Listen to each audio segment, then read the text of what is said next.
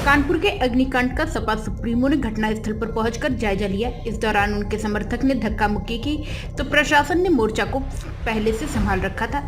अखिलेश ने सबसे पहले पीड़ित व्यापारियों से मुलाकात की, फिर मीडिया से बात कर अखिलेश ने कहा कि व्यापारियों ने मेहनत की है, जिसका भरोसा बढ़ा है, जिसका कारण न केवल उत्तर प्रदेश बल्कि आसपास के प्रदेश भी यहाँ पर कारोबार करने आते थे।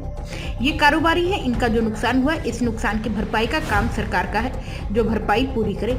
मेरे व्यवसायियों से बात हुई है, उनको डर है कि आग के बहाने जो विभाग व प्रशासन के लोग हैं इनको परेशान ना करें, इसलिए सरकार को संबंधित विभाग को सबकी मदद करनी चाहिए। जिस स्थान से 3000 करोड़ से ज्यादा का कारोबार होता था, उस कारोबार को शुरू करने के लिए सरकार को एक जगह उपलब्ध करनी चाहिए ताकि ये सभी व्यापारी अपना कारोबार शुरू कर सकें। सरकार इनके साथ बैठकर एक राय लेकर दोबारा कारोबार शुरू करने का कार्य को पूरा कराया जाए। जिस समय आग शुरू हुई, सुबह से जब तक जानकारी मिली कि प्रशासन आग बुझा नहीं पाया, तो ये प्रशासन की लापरवाही है कि जब तक आग लगी उस समय पर्याप्त मशीनें आ जाती तो उतना बड़ा नुकसान नहीं होता, क्योंकि ये बिल्डिंग जर्जर है। बिल्डिंगों में न जाने कितनी दरारें होंगी। प्रशासन इस पर कार्यवाही भी करेगा, डराएगा व धमकाएगा, मेरा ये मानना है। और सरकार से अपील है कि किसी भी कारोबारी को डराया व धमकाया न जाए। कोशिश होनी चाहिए कि उनकी मदद करे। जहां 3000 करोड़ का कारोबार होता है, न जाने कितनों को रोजगार मिलता होगा, न जाने कितनों का परिवार चलता होगा। इसलिए सरकार को कारोबारियों के लिए विशेष ध्यान देना चाहिए। स्टेज में ही 12 लोगों को रेस्क्यू करके निकाला गया और कंटिन्यूअस नॉन स्टॉप वर्क इसमें फायरमैन कर रहे हैं, यूपी फायर सर्विसेज के लोग। और आग ऑलमोस्ट हम उस पर काबू पा चुके हैं अंदर, क्योंकि कपड़े की बेल्स हैं यहाँ पे और बहुत ज़्यादा स्टॉकिंग है, तो उसमें से आग लग रही है। बिल्डिंग कंटिन्यूअस हीट पा करके कमज़ोर हो चुकी है, कई जगह क्रैक्स आ चुके हैं। उसको डैश करके तोड़ करके अंदर से ऑपरेशन कर पाना संभव नहीं हो रहा है। बाहर से ही आग बुझाने का प्रयास किया जा रहा है और ऐसा अभी हमारे अधिकारियों ने बताया है कि लगभग 18 से 20 घंटे हम लोग को भी और लगेगा। जितना रिसोर्सेज इन्होंने मांगा था उससे ज़्यादा रिसोर्सेज आसपास के जनपदों से दे दिया गया है और रिसोर्सेज हम उपलब्ध कराएंगे और सर्वोच्च प्राथमिकता के आधार पर इसको हम लोग काबू करेंगे। व्यापारियों ने मेहनत की है और मेहनत का परिणाम ये है कि भरोसा बढ़ा है, जिसके कारण न केवल उत्तर प्रदेश बल्कि आसपास के प्रदेश भी यहाँ पर कारोबार करने के लिए आते थे। ये कारोबारी हैं, इनका जो नुकसान हुआ है इस नुकसान की भरपाई करने का काम और जिम्मेदारी सरकार की है। मेरी सबसे पहली मांग ये है कि जो व्यापारियों का नुकसान हुआ है उसकी भरपाई सरकार करे।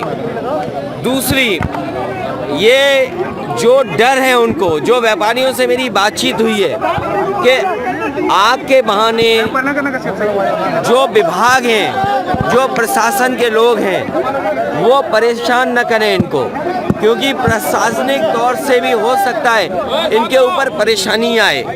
इसलिए सरकार को, संबंधित विभाग को, प्रशासनिक लोगों को इनकी मदद करनी चाहिए।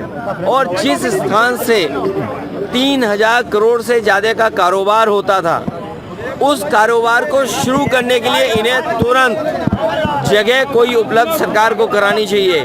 सरकार जगह उपलब्ध कराए जिससे इन व्यापारियों का कारोबार दोबारा शुरू हो सके और व्यापारियों से बैठक करके, व्यापारियों से राय लेकर के किस स्थान से दोबारा कारोबार शुरू हो सकता है, उस जगह से पहला सबसे बड़ा काम है उनका कारोबार शुरू हो।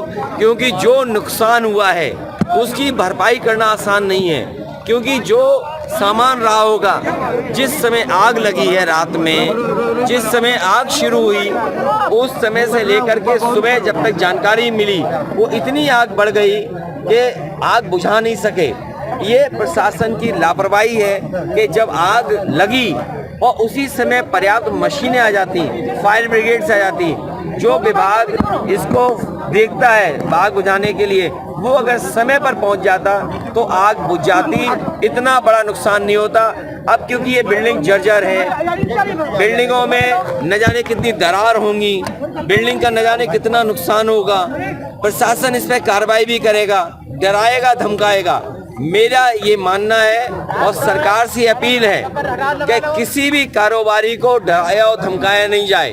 प्रशासनिक रूप से उन पर दबाव न बनाया जाए। कोशिश होनी चाहिए कि उनकी मदद करें और जिस स्थान पर 3,000 करोड़ का कारोबार होता हो तो न जाने कितनों को नौकरी रोजगार मिलती थी, परिवार जुड़े रहते थे। इसलिए प्राथमिकता पे इस काम को शुरू करने के लिए स्थान सरकार को देना चाहिए।